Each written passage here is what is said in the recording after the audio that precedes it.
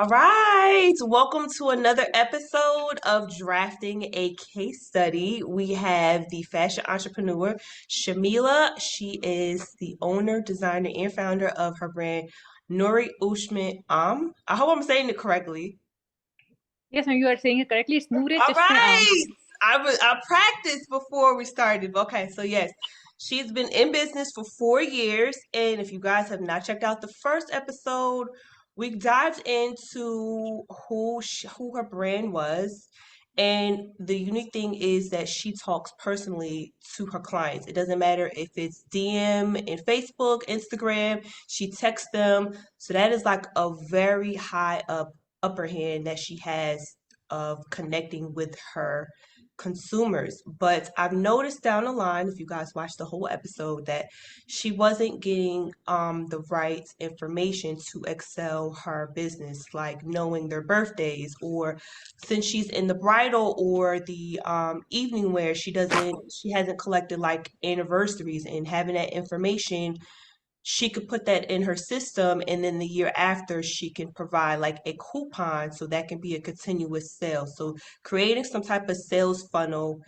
and having targeted questions so she can have an objective of keeping that sales funnel going, because that may be a slow season for her business, and that can be a guaranteed sale every year just because you asked that simple question and you stored it in your system. I've also noticed that she did not have a concrete competitor, local and high end. So that was a part of her homework. Yes, I do give homework because a part of entrepreneurship, you always have to evolve. You always have to keep your eyes open on the latest and greatest thing, whether it's your consumer, your market, or the trends. So I advise you guys to check out the first episode because we're going to dive right into her homework, because I did give her three homeworks, and we're going to dive into that, and then we're going to go into more of what we can discover with her business. I think we lost her.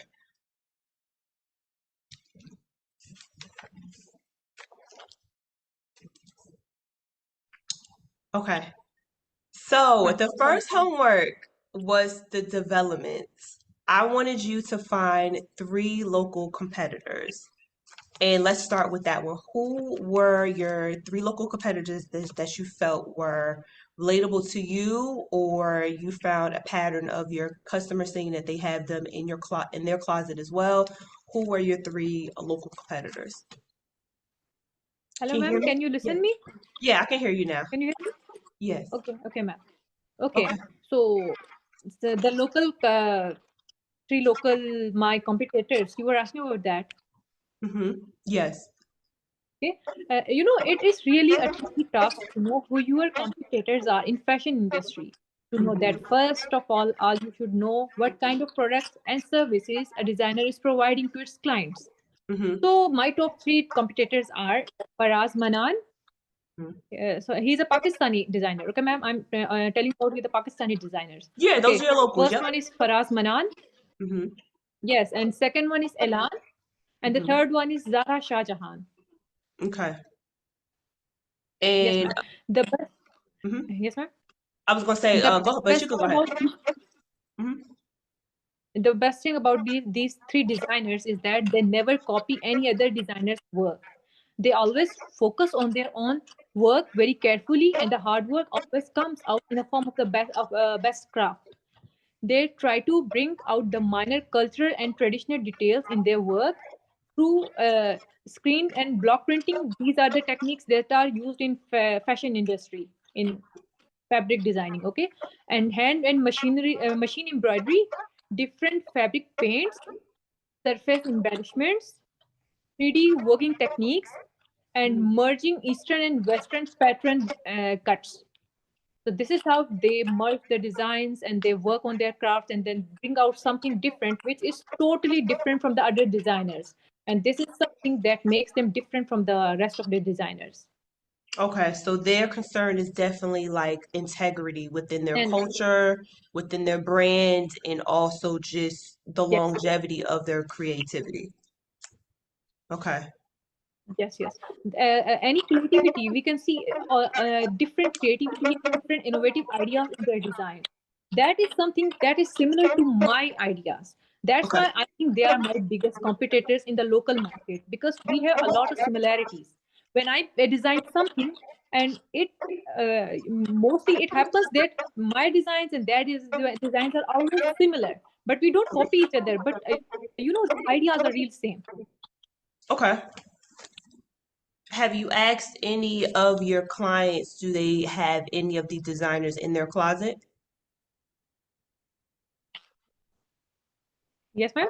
Sorry. Do you know if your clients have any of these designers, these local competitors in their closet? Do you know if they wear them or if they mix like their designs with your designs? Yes, they always come to me and they ask me about the designs. Hey, you have the same design. I have seen this design somewhere in that designer's outlet. So I say, I tell them that we have the same taste. So that's something incidentally, or maybe we have same ideas or what, I don't know, but there's some similarity, and that becomes a competition for me to make my designs more different, more beautiful, and more attractive to my clients, so they can prefer my designs over them. That's actually a good thing. A lot of people think that that's bad when their clients or customers come to them and then they show them, someone else's designs because that'll cut out all the fat grease and you are able to just say, okay, can I see this design? Take a picture of it and kind of you can make your own and you can analyze like why does she like this design and kind of just figure out what is it about this design or maybe you can buy it because there are brands who actually send someone to go in the store and buy the actual garment and kind of just deconstruct as in what is it about this garment that is so fascinating to this customer or why is it a top seller for them or why or yeah just dig in deep as to why this garment is good but some people just kind of take offense to it but I think it's a great thing that clients are actually coming to you and asking you about it that you're in the ballpark of integrity if these local designers are respected that means you are in the running the welcoming of what their core what their brand core is their values. I think we lost her. See if she comes back. We're gonna wait for Shamila. She has technical difficulties, but you know how internet works, especially in other countries. So please bear with Shamila and just have some grace. I definitely have some grace. We've had worked together, so this isn't the first time it happens. Oh, these allergies is just kicking in for me. Drop a comment down below if the allergies is kicking in for you.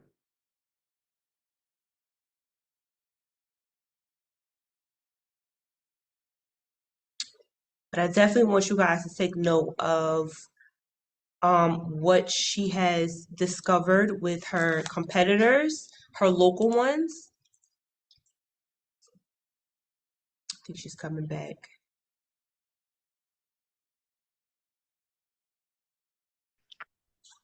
Okay, can you hear me?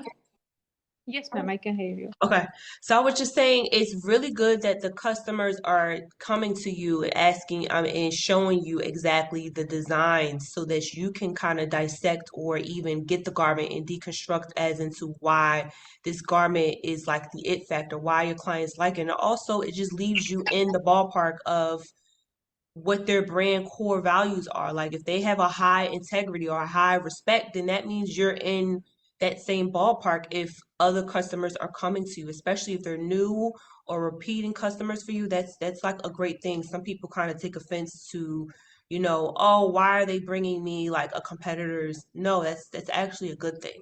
They want Yeah, you because they're more loyal to you. They haven't bought it from your competitor. They want to see if you can do it.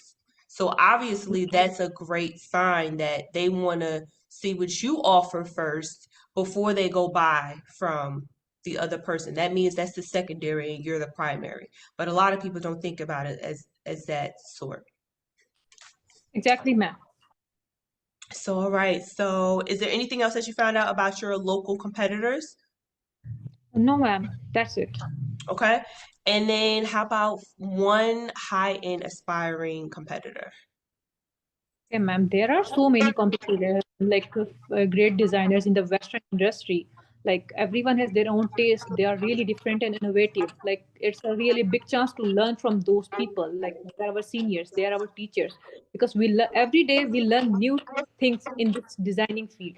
So one of the greatest, I think he's one of the most genuine and a great aspiring competitor in Western fashion industry is Zuhair Murad. Okay. Yes.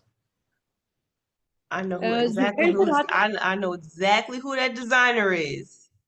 you I don't do, know? I do, I do. Yeah, Okay, because okay. there's Yes, like ma'am. a He has a big name in the industry. yeah, he has like a small boutique in New York City. They send me like lookbooks and stuff. So I'm very aware of his stuff. Yes. Okay, great to know that, ma'am. Yeah, so what it Okay, is about Zuhar I know he pronounced his last name differently, but I would say Murad because I'm American. okay. Zuhair Murad, yes. Yes. Zuhair Murad, ma'am. Yes, he from the fashion industry is my most aspiring fashion designer. I have always been admiring his work from where and how he started from a scratch to a top fashion name designer in the West. Mm-hmm. In his designs, he always brought the innovative ideas and work techniques which normally designers ignore and don't even try that. Right. He seeks inspirations from different cultural heritages Mm-hmm. in his collections. This means he never creates design without exploring the roots. He Right. goes to every basic detail with so much interest. He revolutionizes the ancient heritage with modern twist.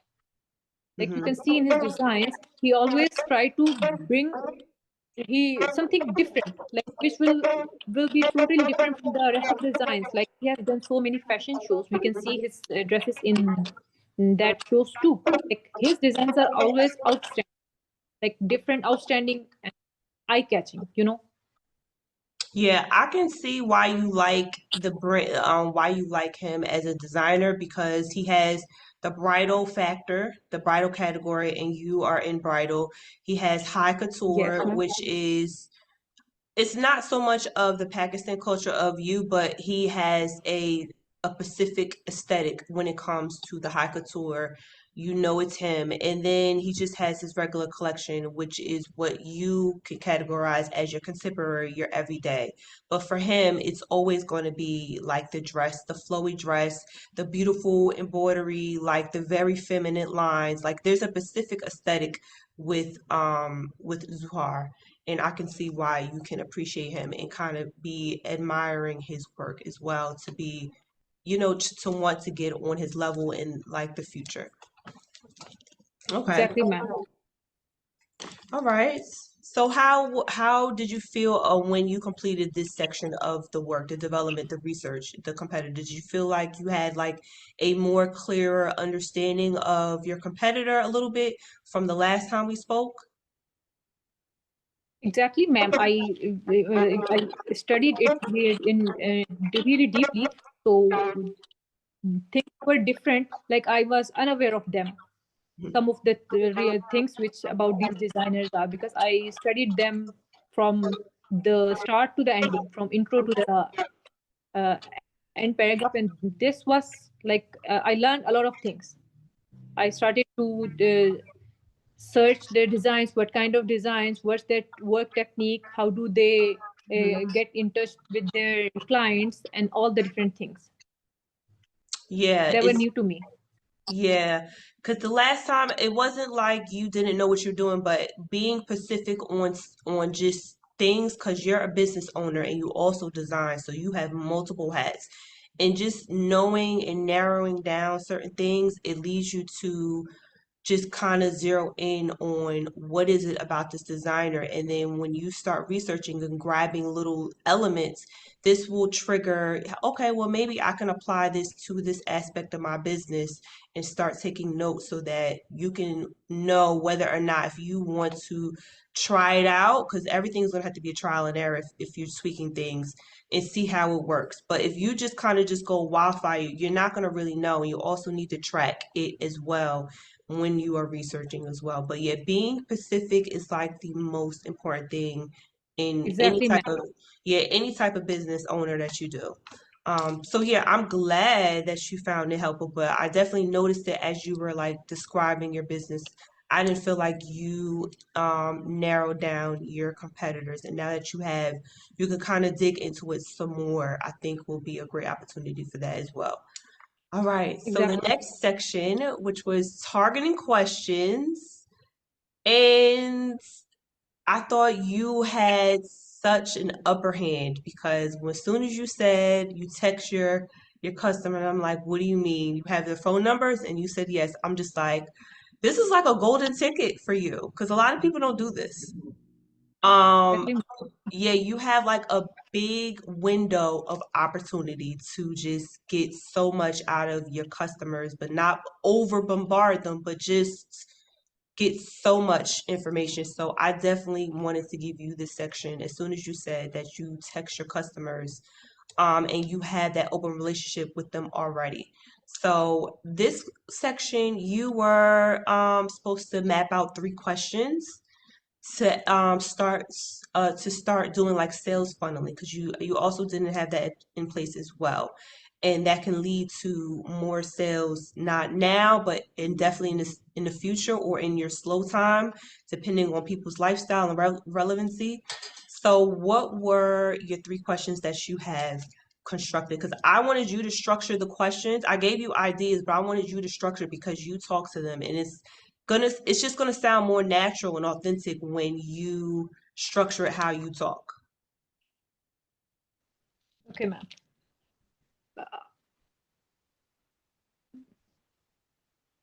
Can you explain me what you want me to say? What are you asking? Sure. So the next question from the homework that we did was targeting questions. And you were supposed to structure 3 questions to ask your customers. So the first one was supposed to be the social media one. Which social media did you spend the most time on? Remember? Do you remember? Yes, ma'am. Instagram. Instagram is the social platform where I spend my most of the time. Because I have my page there. I engage with my clients there. I keep on promoting my designs, my posts, upload new videos, posts, and all this. No, no, these were the questions that you were supposed to create to ask your customers. Okay, yes, ma'am. Yes. So did you create the questions? About the social media on the social platform. It was 3 questions, and I was just listing one. I was stating one. Yes, ma'am. I had some different questions too from my clients and from the people around me, like who are the designers, who are my competitors, like of my level. So I was asking them why there are specific outlets and franchises in specific parts of the country or city. Why don't they have franchises, more franchises in the undeveloped areas too? Because there are people who also love to wear fashionable clothes. Okay. And what were you trying? What was like the objective of asking that question to your customer? Because I want them to contact the designers who have online stores, who have online pages, so they Mhm. can provide the designs. If they can send pictures or any related dress pictures or post, so the online pages who have not any store, who work online, who have online businesses, they can provide dresses to such people because they have the option to deliver things to their doorsteps. So it was something which I think it's a really good initiative for the online business owners. They can Okay. take part in this thing. Okay. And One thing. what was the outcome of that question when you asked it? So there were so many people, like so many people who used to live far away from their homes, like Hmm. in hostels. The girls, they were asking me that, hey, if we want you to design some clothes for our farewell parties or any other shows or parties, can you design for us? Can you deliver it to us? I said, of course I can, because this is how I work. I can provide designs to the people anywhere in any part of the country or any part of the world. Like, this was something which helped me, because Okay. through this I got new customers, new faces Yeah, you who want are new trying to. faces. Hmm. Yes, ma'am. That was the thing, that they were trying to ask me for my design. They were telling me to design something for them. Okay. Okay. So Yes, did ma'am. you get? Mhm. It was a business strategy. It became I asked a question, indirectly it became a business strategy, marketing strategy for my brand. Okay. So the reason why I'm asking, did you get the objective is because I wanted to see if you got the answer to the next step to move forward with Yes, your ma'am. Yes, business. ma'am. Okay. So now that you got the answer, what's the next step for you once you got that answer?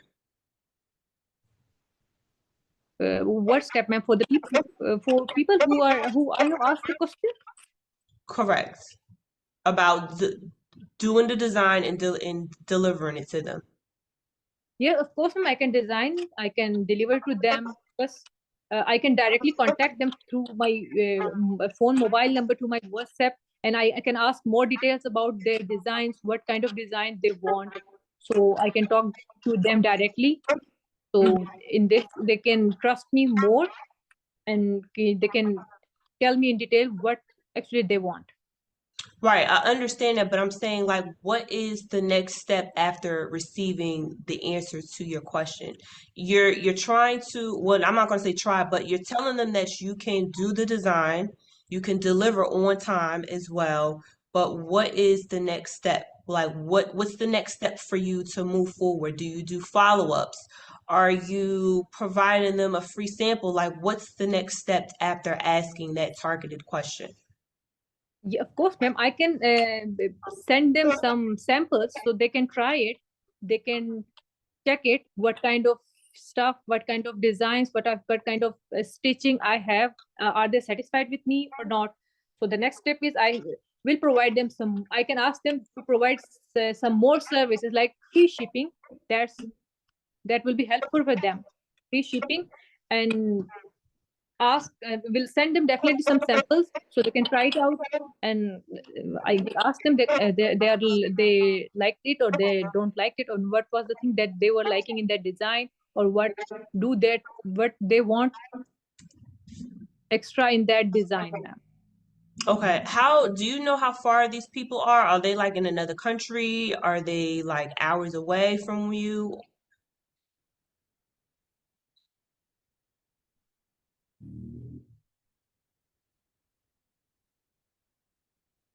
Gonna have to bear with her. Some technical difficulties.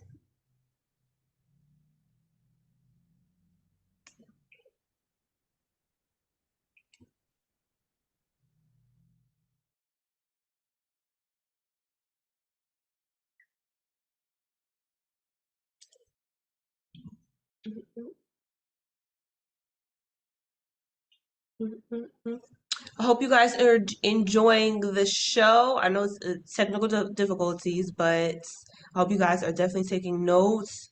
Running a fashion business is not all about fashion. I keep saying this, but it's a lot of critical thinking and just a lot of follow up and plan A, plan B, plan C. It's a lot of critical thinking. All right, she's back. All right, so how far, do you know how far these people are? Like, are they in another country? Are they a couple of hours away? Do you have like any type of clue how far they are? Ma'am, like they are in the other part of the city, like in the other province. I am living in another province and they are living in another province. Like there is a Okay. big difference, 12 to Okay. 15 hours far away from me. Okay. Because I was going to suggest possibly saying if you're in town, um, we can we can fit you into an appointment with a free tailoring. I'm just trying to give you different outlets because I'm just trying to eliminate, when they try it on, when you mail, us women, we like to try it on. We like to try it on. We like to put our shoes on, our accessories on, have the great light.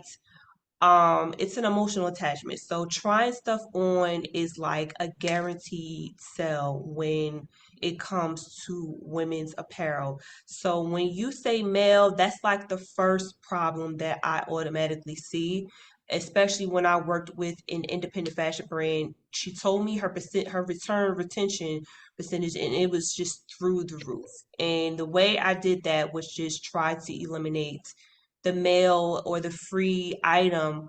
We want you to actually try it on so you can eliminate the mailing, because when she returns it, that's going to be a cost for you, not for them. I don't know how your returning policy is, or the shipping and handling return, that's going to be a cost mainly on you. I don't know. We haven't talked about it yet, but I'm just taking a guess.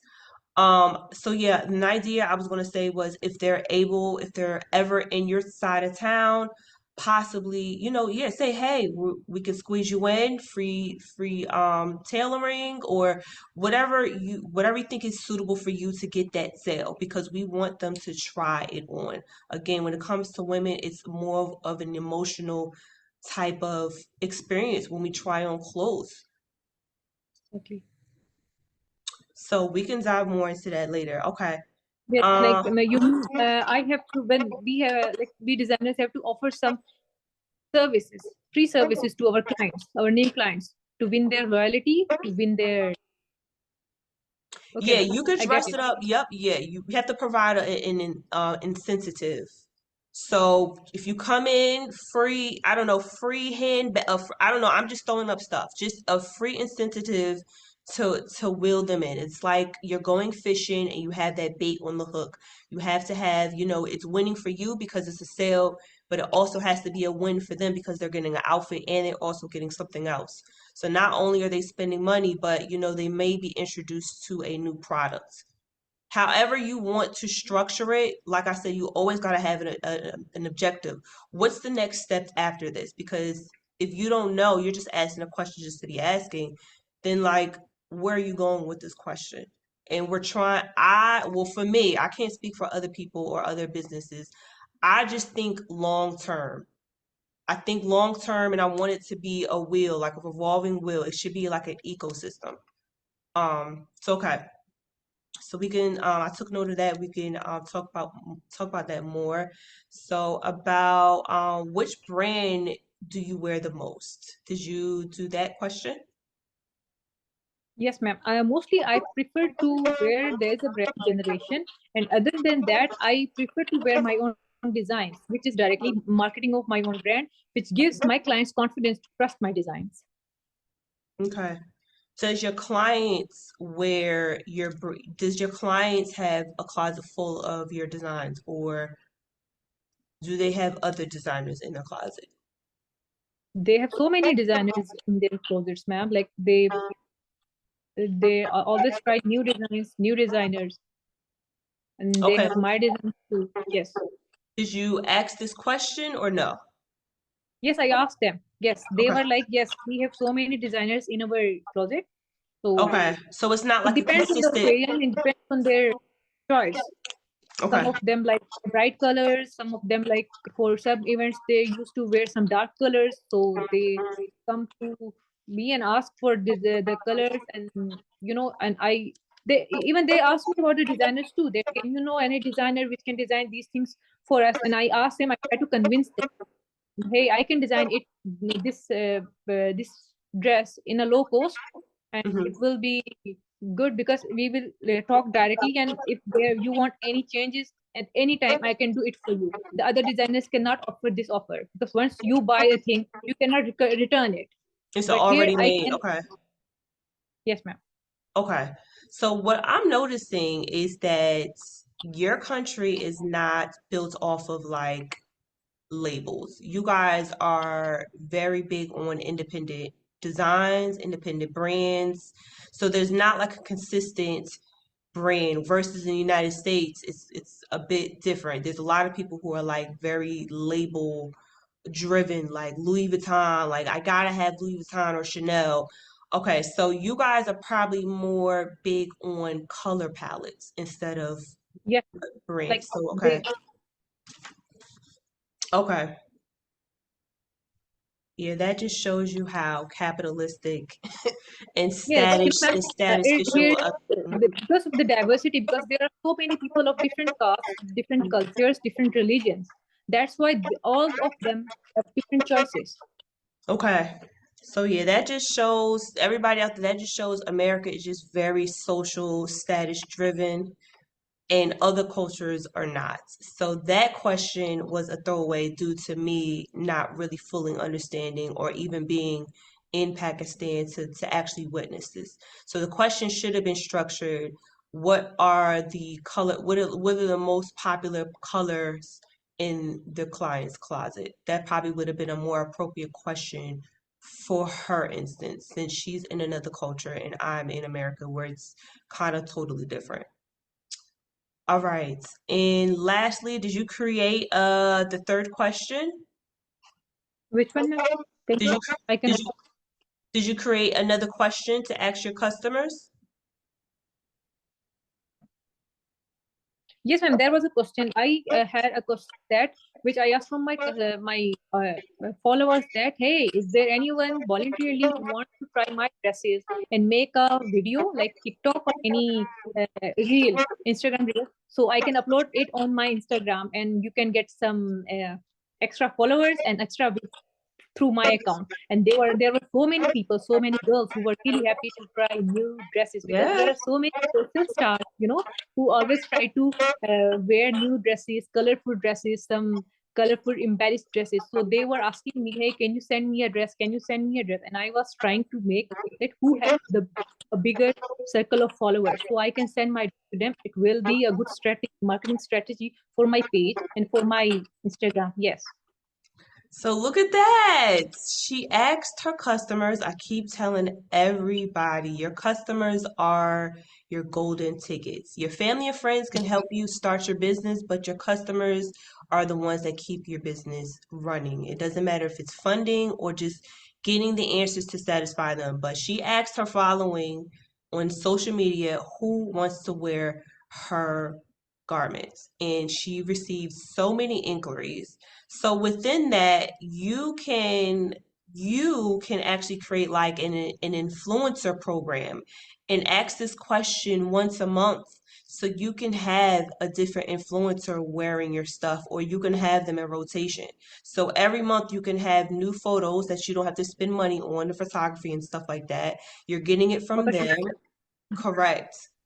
And you showcase a different woman with a different body shape or a different skin tone or just a different style of the dress or whatever garment it is. So yeah, that's a great marketing strategy that also eliminates any type of expense as a business owner of doing any type of professional photo shoot, and also just helps the brand build awareness because you never know who's looking at that influencer or what person sees that dress when she's actually doing a shoot or when she's wearing it on on her own time. And it's just free promotion. So that right there in itself, like I said, as soon as you said you text, I'm just like, you have an open window of like glory communication with your consumers. So yeah, within that, you can definitely start creating like a influencer marketing plan specifically, so you can eliminate the expense of, I mean, it's the expense of your garment making, but all in all, you're in the win because that eliminates the photo shoots, the advertising dollars that you have to put in, and whatever else. That tops it over just the garment making. I mean, I think so. Does it for you? I know you know what the dollar sense is of making that dress, but the return dollar amount versus the billing, the expenses that I just listed, which one is more? Exactly, ma'am. You know, the photo shoots are so expensive here. So it's a really, really expensive for the designers to pay a big amount of money for a photo shoot. And Yeah. yes, So yeah, if I was a designer, I'd be fine with providing a dress. What size do you need? Do you need any tailoring versus paying for ads and photo shoot and a makeup artist and everything that encompasses all that? I'd rather just start honing in on an influencer marketing and have an influencer do, I don't know, it depends on you, but you could do one influencer per month and provide, yeah, a free garment, whatever garment you want to push. If something's low, you specifically push that garment on an influencer. Just have a strategy. You can create like a strategy within that your marketing, your influencer marketing plan. So you can start pushing not only your conservative, but you're also your creative. We didn't get to that yet, but whatever product you want, it's your business. You operate and strategize however you want, but that's definitely an open window that you've opened based on this target question I have coached you on. Like, this is a new opportunity for you to get awareness and also just drive sales. So kudos to you. Look at that. Exactly, ma'am. So yeah, so how was that section of targeting questions to kind of just get to know a better connection with your customers? Exactly, man. There was like a big engagement in my Instagram profile. Like there were a lot of messages, DMs, where people were asking different questions, and they were answering my questions. And there were a lot of influencers who were asking me, "Hey, can you send me a dress?" I told one of them that, "Hey, I already have sent a dress to other influencer. You can I can send you the other dress next one." So she was like, "Okay, I'm ready for it." Like everyone was taking interest, and the influencers have a big circle. They go to different events, so obviously people will ask them, "Hey, you are wearing a dress. It's who's designing this dress? Who's the designer of this dress?" So they can directly tell about my page, my designs. So they can come up to me and ask me. Maybe I can, yeah, hopefully, yes. It's a business. It became a business strategy for Hmm. me. Like this, it helped me a lot. It was the best question. See out there? So this is what I do. Designers are just so much into, it's not a bad thing, but designers are just so into, I want to create, and I just want to sell. And you guys really don't go into business knowing who the heck am I selling my garment to? Who's going to like my garment? Who's going to buy it? Am I pricing it right? Like, these questions float while you guys already spent hours and hours and money on raw materials. You've been in the studio cutting and sewing, and you don't even know who your customer is. Luckily, you've been in business. You've built a rapport with your customers, and they love you so much, your brand, and you're so personable that when you ask a question, like, you're not having to throw extra incentives for them to answer your questions. They're actually waiting they're waiting for you to, like, Exactly. hey, when's the next one? So, I mean, that shows that you have an integrity. That shows everything that you've listed as far as like your values in the last um episode. So that is great. And within that, you can create an influencer marketing plan, which can free up all that extra expense that I listed. However, you can write down however many outfits you want to give out per month. If it's a slow season, double it up so that can still keep your name in the algorithm and also just keep the name and the thought of your brand in everyone else's. Yeah, that whole thing can be like an episode within itself. So it's always great to just target questions because you need to know what's the next step behind it, what's the objective, because you got to keep the oil running in your business. So I'm glad that was great structured questions. All right. So the next and last homework was long-term planning. So this one I asked you to brainstorm the baby steps for advertising your creative garments, which is for a very niche customer, because her brand is primarily just conservative everyday wear, and she also has a category where she wants to be very playful and creative and just be a designer. She wants to create, and it's going to be like limited outfits, correct? It's not going to be like a lot of them, correct? Exactly, Yeah. ma'am. So she wants to get those creative outfits out there, but she's struggling as to how to get it out there. So since we opened the window, the Pandora's box of influencer marketing, without even knowing That's why targeting questions is very, very essential. I mean, that's why I specialize in it, but you can actually incorporate your creative outfits inside the influencer marketing. But what did you come up with? Exactly, ma'am. Yeah. Yeah. So I mean, right there, that's why it's important to do targeted questions. But what did you come up with for your homework for the baby steps, the brainstorming? Based on ma'am, I have yes. When I asked the influencers what their taste is, what kind of dresses they want, because I already have a line, a bridal line. So they were like, hey, we like some formal and some casual dresses too, like western trousers, Mhm. western shorts, capris, and some skirts. Then we can wear with jeans. So I asked them, say, if I can personally design some of the designs for you, can you wear it? They were like, yes, of course, we can try it. We can even they were like, we can buy it from you. They were like, you please design dresses like this for us, and we are going to buy that thing from you. So I was like, so okay, if you are interested, like, no. And one thing I have learned is, man, not every customer, every client is like our buyer. Some of them are for marketing too, like the Mhm. influencers. Exactly. So we can give some samples, free samples for them, so they can wear it, they can show it to the people. So this is how we can get new clients too. So I have planned to design some western dresses for these influencers. Yes, I'm working on it, I will show it to you. Okay. Do you guys provide like rental clothing in where you are, Pakistan?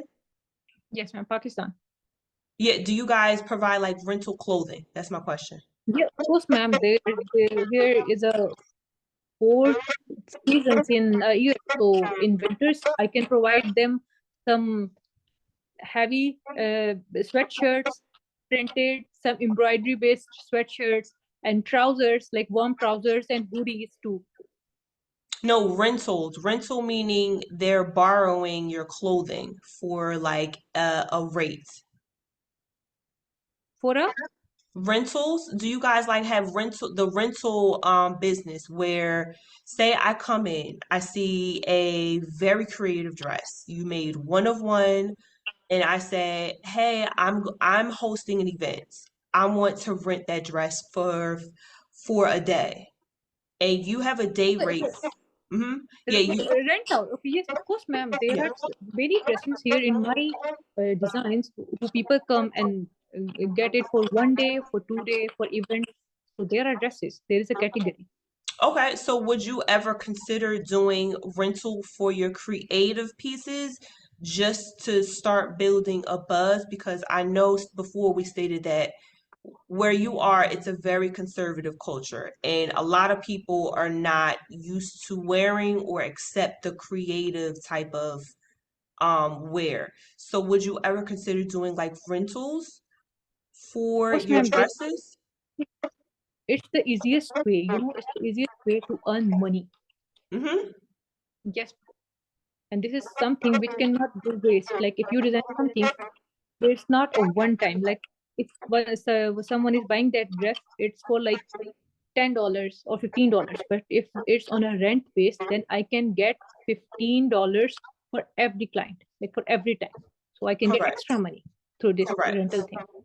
So possibly you can create a model for your creative dresses to do a rental plan. But I would not only just charge rental, but you also need to top on cleaning fees because I don't know how how the people hygienes are, but add in additional, cleaning fees on top of the rental. So when someone uses it, you also need to clean it for the next person. Did we lose her?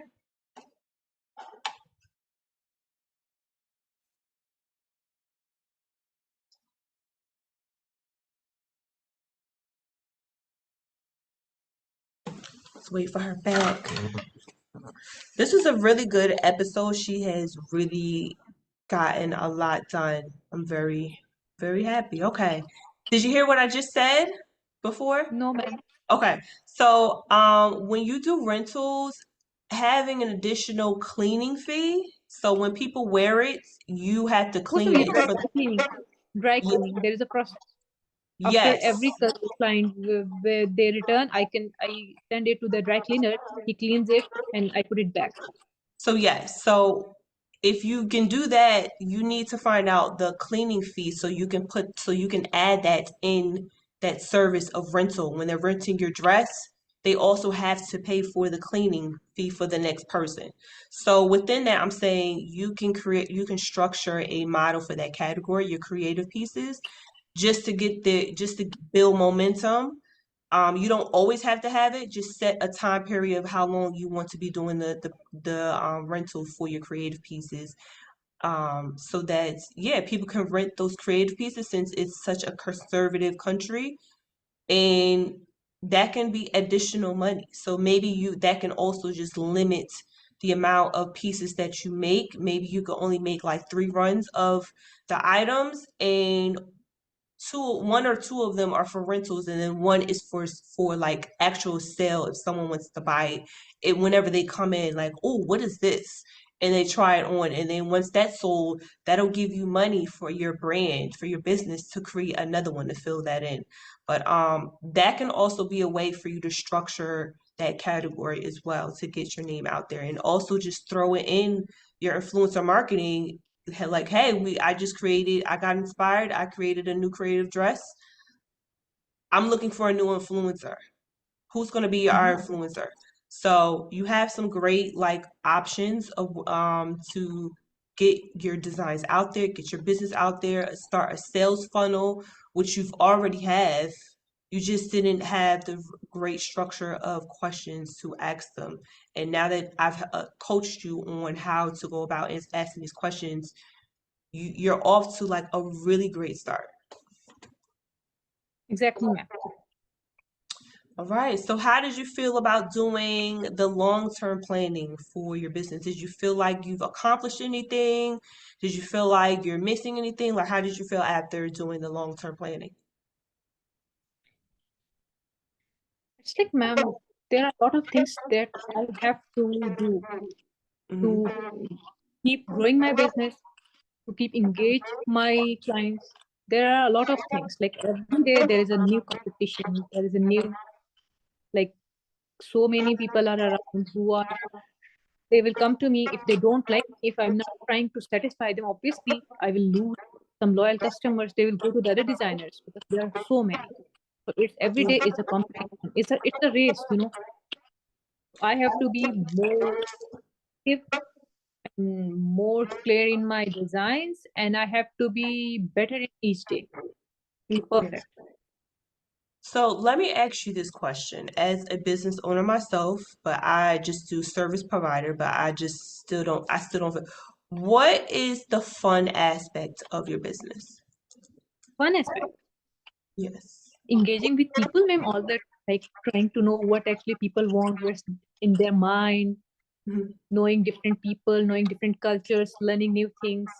Like I always love to learn new things. Like, I'm so open to learning. I never get it personal. Like when someone says like this is not good, I want this thing in this form. So I said, okay, next time you will not see that kind of mistake. So I every day it's a learning process.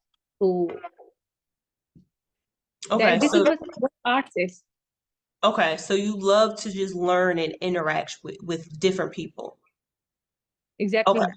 So I feel like you're worrying a lot about your competitors and losing clients, but when you start having some type of like happy place in your own business, um, things just start flowing a lot more better. I will have to say that because I'm in an area where there are 1,001 stylists, an image consultant, or influencer that styles or does personal shopping. But if I stuck around and just worried about, oh my God, there's a stylist there, they might take my customer, then it's not going to be fun. Like it's just going to be a hassle. It's going to buy it's just not going to be fun. So when I started honing in on my niche, what my specialty was, and just picking the fun aspect of why I started this business. That's why I asked you that question. That is when things just started flowing so effortlessly. I mean, I just got a customer coming from a networking event, and it was just so random how they just approached me. And now it's because I'm just coming from, an event just to show my face, pass my cards around, and I'm just having a casual conversation. Like, you need to pick a part where it's fun so it doesn't feel like it's just like draining you. Because when it becomes draining, it's going to show in front of your customers, and you seem like a people person. So you need to kind of just be more upbeat. um, do you create content? Like, are you a person that's create content? Like, are you a content creator or no? Yes, ma'am, I am. Okay, so why don't you do like weekly, yeah, why don't you do like weekly fittings? Weekly fittings with your brands, and you have a customer come in and share the experience of your designs. They don't have to take anybody home, but record it on your phone, a live stream on your phone, and that can satisfy your happy place, which is always learning, always getting to know your customer, which this can be a potential customer and a potential sale for you right then and there when the cameras are off. And this can will people in and also just build your business. You see how I just like asked you a simple question of what makes you happy? And Yes, then ma'am. I It just, will be yes, ma'am. It will be like a genuine review of my client, so other people can trust correct, it.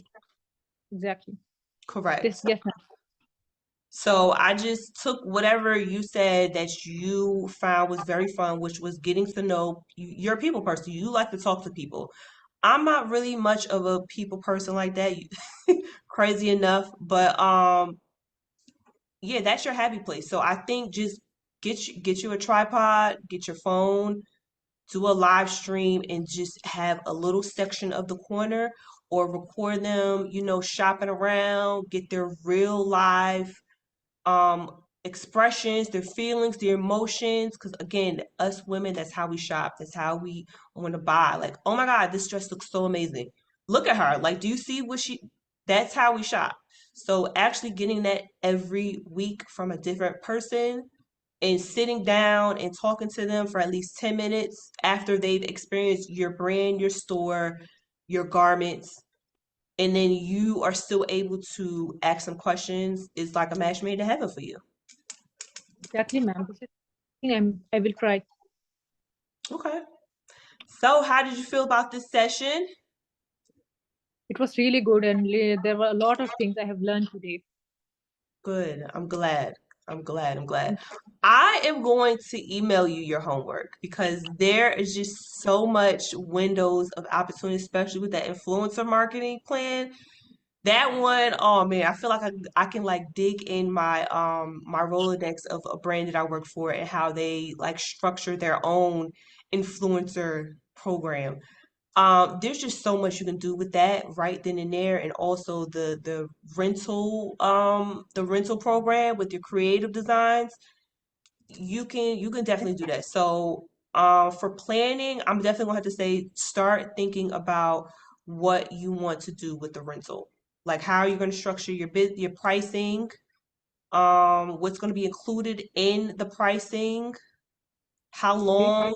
Yeah, how long the rental is. You have to be very specific. Like, you only get 24 hours of use of this rental, must be returned in perfect condition, no holes, no tears, no rips. You will be examining it once it's returned. It has to be dropped off. Like, you have to be very, very specific because people will kind of test you. But the other two sections I'm going to email you because I feel like there's just so much window of opportunity. I don't want to leave anything out. I think we lost her.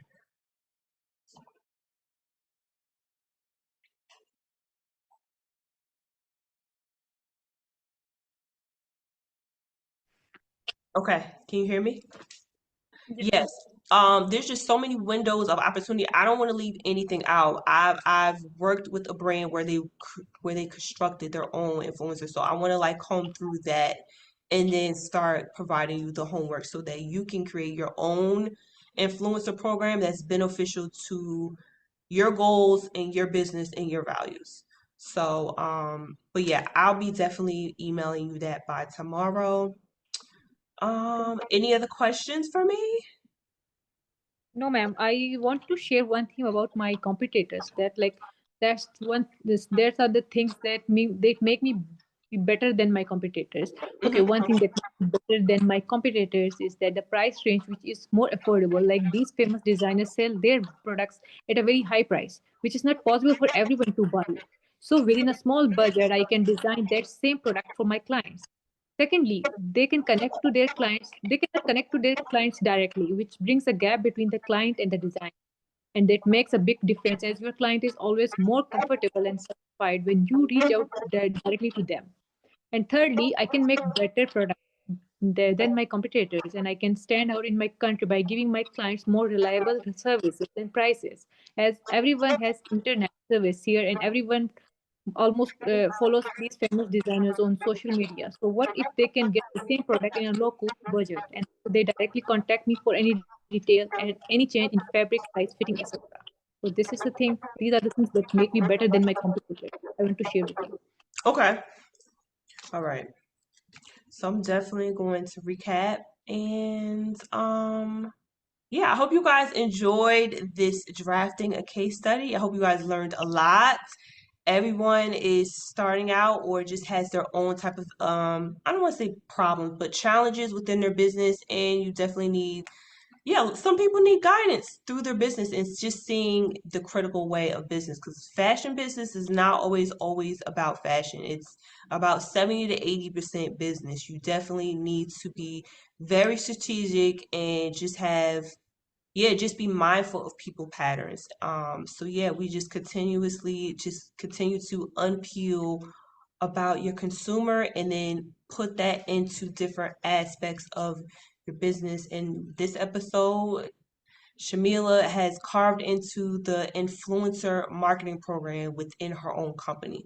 So that is like, man, that is if that's not a halo light right there, that's like I think it's gonna be probably her golden ticket in the long run. It may not be immediate within six months, but I can't call it because everyone's consumer is different. It can be a hit for her within 6 months, but I can't say. But I think it's gonna be a golden ticket for her. All right, I'm Makara Reed, and this is Shamila. Thanks for tuning in. Definitely check out the previous episodes and the next one, the last session, the last recorded session. We'll see you guys next time. Bye.